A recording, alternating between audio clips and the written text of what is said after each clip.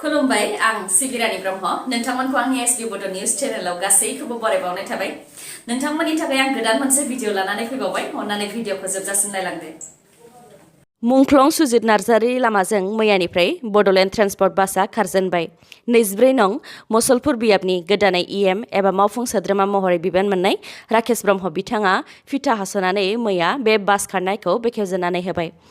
Bodoland transport बासआ बाक्सा जिल्लानि मुसलपुरनिफ्राय सिरिसबारि जानानै मुंख्लं सुजित नार्जारि गोसोखांथि लामाजों खारगोन।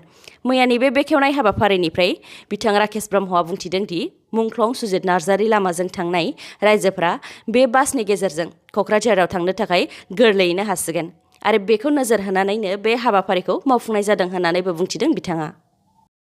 चिरांनि काजलगावनिफ्राय सासे सिखारिजों लोगोसे गं 6 मैदेर हाथाय हमनो हादों। चिरां पुलिस आरो हाग्रा बिफाना लोगो नांनानै गोख्रों सिग्रोमनायाव धालिगावनि सिखारि मिन्टु चौधुरीखौ काजलगावनिफ्राय हमनो हादों। सिखारि मिन्टु चौधुरीनि अनगायैबो सानै गाहाय सिखारि दंबावोमोन जाय दा खारखुमानानै दङ। दिनै 4 फेब्रुवारि वर्ल्ड केन्सार डे एबा बुहुमनां केन्सार सान महरै दिनैनि सानखौ फालिनाय जायो आरो बे सानखौ केन्सार बेरामनिफ्राय गोजानाव थानो आरो बेनि फाहामथायनि थाखाय थुलुंगा होनो फालिनाय जायो। बुहुमाव गोबां केन्सार बेरामिफोर दं, बेनि मादाव गोबां खम बेरामिफोरा केन्सारनिफ्राय रैखा मोननो हायो आरो माखासेया रैखा मोननो हाया। बेबायदिनो जोंनि भारतावबो केन्सारजों जिउ खोमानांनाय माखासे मुंदांखा बलिउडनि एक्टरफोरखौ दिनैनि सानाव गोसोखांनाय जाबाय।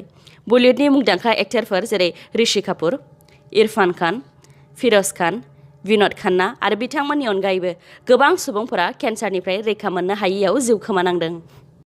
आसाम पुलिसआ राजस्थानाव फानहरनाय आसामनि सानै आइजोखौ रैखा खालामनो हादों। पुलिसआ बुंथिनाय बायदिब्ला हाथिगाव पुलिस थानायाव आइजो गोमानायनि मोनसे एफआइआर खालामदोंमोन। बे एफआइआरनि सायावनो आसाम पुलिसनि मोनसे हान्जाखौ राजस्थानाव दैथायहरनाय जादोंमोन। बेयावनो आसाम पुलिसआ फानहरजानाय आसामनि सानै आइजोखौ रैखा खालामनो हादों। बे दायाव सानै दायनिगिरिखौ हमनो हादों। हमजानाय दायनिगिरिफोरनि मुङा जुनराम गुज्जर आरो ललिता देवी। फानहरजानाय आइजोफोरा सासे गुवाहाटीनि आरो सासे गवालपारानि। पुलिसआ फोरमायनाय बायदिब्ला गुवाहाटीनि आइजोखौ खामानि होगोन होननानै लांदोंमोन, उनाव फानहैदों आरो गवालपारानि आइजोजों दुथां सासेया मोजां मोनफ्लानानै जुलि खालामनानै लानानै थांदोंमोन, उनाव 15 सान उनावनो फानहैदों। सानैखौबो सासेयाव 1 लाख राङाव फानदों होननानै पुलिसआ बुंथिदों आरो बे केसआव दा नायबिजिरनाय खामानिखौ मावगासिनो दं होननानैबो पुलिस बिफाना बुंथिदों। बिटिआरनिफ्राय फिन गोबां बिबांनि हाथियार बोखांनो हादों। थांनाय 27 जानुवारियाव क'क्राझार, 1 फेब्रुवारियाव बाक्सा जिल्लानिफ्राय गोबां बिबांनि हाथियार बोखांनानै मोनखांनायनि उनाव फिन आरोबाव मैया क'क्राझार जिल्लानि गसाइगाव महकुमानि सिङाव थानाय सराइबिल ओनसोलनिफ्राय गोबां बिबांनि हाथियार आरो बेफ्रुसारग्रा मुवा बेसादफोरखौ हमनो हादों। क'क्राझार जिल्लानि पुलिस बिबानगिरि राकेश रशन बिथाङा खौरांगिरिफोरनि सिगाङाव फोरमायनाय बायदिब्ला गसाइगाव महकुमानि सिङाव थानाय सराइबिल नास्राइबिल ओनसोलाव उदखारिनि बेरेखा नायबिजिरनानै AS-16A-4165 नम्बरनि स्कर्पिय' गारिखौ सिग्रोमनायाव गं 5 AK-56 राइफल, बिनि गं 8 मेगजिन, गंसे HK-33E राइफल आरो बेनि मेगजिन, गंसे UGBLजों लोगोसे गर 11 गुलि, थर 8 चाइनिज हेन्ड ग्रेनेड, AK-56 नि थर 300 गुलि, गं 5 मबाइल, आधार कार्ड बायदि मुवाफोरखौ हमनो हादों। बे दायाव साद'खौ पुलिसफोरा हमनो हादों। हमजानाय साद' दायनिगिरिफोरनि मुङा फारियै क'क्राझार सोनाब बिसमुरिनि सुमनजय बसुमतारी 35 बोसोर बैसोनि, कसुगाव महेन्द्रपुरनि रबिनाथ बसुमतारी 22 बोसोर बैसोनि, क'क्राझार जावलियापारानि फुंखा बसुमतारी, क'क्राझार फाख्रिगुरिनि मोगथां बसुमतारी, दतमा गपालगावनि मणिपाल बसुमतारी 34 बोसोर बैसोनि आरो सनितपुर जिल्लानि ढेकियाजुलि पुलिस थानानि सिङाव थानाय थाराइबारि गामिनि सोमखोर बसुमतारी 26 बोसोर बैसोनि। भिडिअखौ जोबजासिम नायलांदो लोगोसे नोंथाङा दासिमबो आंनि चेनेलखौ साबस्क्राइब खालामाखैबा अन्नानै साबस्क्राइब खालामदो लोगोसे बेल आइकनखौबो क्लिक खालामदो जाहाथे गोदान गोदान भिडिअ लानानै आं फैयोब्ला नोंथांनाव सिगांग्रो नटिफिकेसन सफैयो। साननैसो सिगां बिटिसि सेक्रेटारियेट अफिसनिफ्राय ओंखारनाय नटिस जेराव ट्राइबेल बेल्ट एन्ड ब्लकआव आयेननि बेरेखायै थानायफोरनि सायाव रिपर्ट दिहुननो थाखाय सार्कोल अफिससिम गांसे नटिस फैदोंमोन। बेखौ लानानैनो बिटिआर ओनसोलाव थानाय ट्राइबेल नङै सुबुंफोरनि आफाद आमसु, ABMSU आख्रासु आरो बिथांमोनजों लोगोसे गासै मोन 8 आफादफोरा खौरां मेल खुंनानै बेनि सायाव बुंथिदों दि थारैनो बिटिआरनि ट्राइबेल बेल्ट एन्ड ब्लकनिफ्राय ट्राइबेल नङैफोरखौ होखारोब्ला बेनि सायाव गोख्रोङै सोमावसारनाय जागोन होननानै गोख्रों रावजों बुंथिदों आरो बेनि सायाव सावरायलायनो थाखाय बिटिसिनि दैदेनगिरिखौ खावलायहरदों।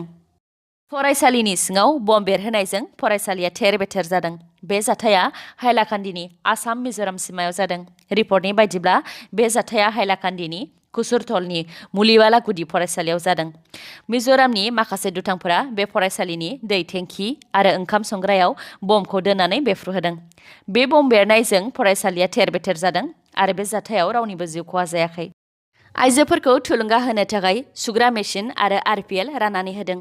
उदालगुरि जिल्लानि माजबादआव आइजोफोरखौ थुलुंगा होनो थाखाय बड'लेण्ड स्टुडेन्टस इउनियन (BSU), फासनै सेरफांनि आफादगिरि अशोक दात्रा, MLA चरण बर' बिथांमोनहा मोनसे हाबाफारिनि गेजेरजों सुग्रा मेसिन आरो आरपिएल राननानै होदों। बिथां चरण बर'आ बे सुग्रा मेसिन राननाय हाबाफारिनि गेजेरजों बुंथिदों दि आइजोफोरा गावनि आथिङाव गसंथानो नांगौ आरो बेनि थाखाय आइजोफोरा जायगायाव थानानैनो सुनाय, डिजाइनिं बायदि बायदि खामानिखौ मावनानै जिउ खुंनाय राहा खालामनानै लानो हायो आरो जौगानो हायो। बिस गोनां जानाय आदार मोनजाफ्रांनानै सासे सुबुंनि जिउ खहा आरो सा 140 सुबुङा बिस जादों। थांनाय 2 फेब्रुआरियाव आसामनि चिफ मिनिस्टार सर्बानन्द सन'वाल बिथाङा दिपु मेडिकेल कलेजनि MBBS कर्सनि गिबि एकाडेमिक सेसनखौ बेखेवनानै होदोंमोन। बे बेखेवनायावनो पेकेट लान्च रानदोंमोन आरो पेकेट लान्च जानानैनो सुबुंफोरा फुड पयजनिं जादोंमोन। उनाव बिथांमोनखौ फाहामथायनि थाखायबो दिपु मेडिकेल कलेजावनो थिसननाय जादोंमोन। नाथाय दुखुनांथाव बिस मोनजाफ्रांनायनि मादाव सासे जिउ गोमाबाय। जिउ गोमानाय सुबुंनि मुङा कांबुरा दे। इन्डियान सुपार लीग ISLआव मैया केराला ब्लास्टार आरो मुम्बाइ सिटीनि गेजेराव फुटबल गेलेनाया जादोंमोन। केराला ब्लास्टारआ गलसे सोनो हादों, जेराव मुम्बाइ सिटीआ गल 2 सोनो हादों। दिनै बेलासिनि 7:30 रिंगानिफ्राय नर्थ इस्ट इउनाइटेड आरो गवानि गेजेराव फुटबल गेलेनाया जागोन। दासान्दि टेबोलनि फारियाव दङ सेथियाव मुम्बाइ सिटी, नैथियाव दङ एटिके महन, थामथियाव दङ हायद्राबाद FC, ब्रैथियाव दङ गवा, बाथियाव दङ नर्थ इस्ट इउनाइटेड। 5 फेब्रुआरियाव रायजोनि सा 29,700 फोरोंगिरिफोरनो थिसनलाइ गथायगोन। आसामनि सोलोंथाइ बिफाननि मन्थ्रि डक्टर हेमन्त बिश्व शर्मा बिथाङा जनता भवनाव खौरांगिरि मेल खुंनानै फोरोंगिरि थिसननाय आरो सोलोंथाइ फसंथानफोरखौ सोरखारि खालामनायनि सायाव खोथा बुंथिदों। बिथाङा बुंथिदों दि 5 फेब्रुआरियाव आसामनि गासै सा 29,700 फोरोंगिरिनो थिसनलाइ गथायगोन। बेनि मादाव सेथियाव दङ गुदि फरायसालिनि सा 4,493 फोरोंगिरिनो थिसनलाइ गथायगोन। नैथियाव दङ गेजेर फरायसालिनि सा 2,139 टेट उथ्रिसारनाय फोरोंगिरिफोरनो थिसनलाइ गथायगोन।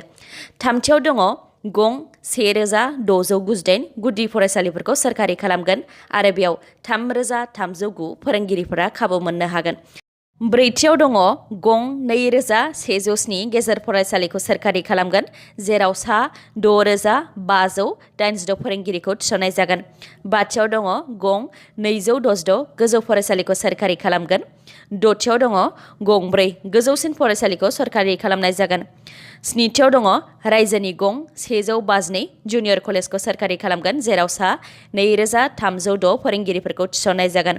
दाइनथियाव दङ गं 33 कलेजखौ सोरखारि खालामनाय जागोन। मख'नो गोनां खोथा दि थिसनलाइ मोननाय फोरोंगिरिफ्रा 12 बोसोरसिम ट्रेन्सफार खालामनो हानाय नङा। बे खोथाखौबो बुंदों डक्टर हेमन्त बिश्व शर्मा बिथाङा। दिनैनि भिडिअ'आ एसेनोसै। गाबोन आरो गोदान भिडिअ'जों लोगो मोनफिनबावगोन। नोंथाङा दासिमबो आंनि चेनेलखौ साबस्क्राइब खालामाखैबा अन्नानै साबस्क्राइब खालामदो, लोगोसे लाइक, कमेन्ट आरो शेयार खालामनो दाबाव। गोजोन्थों।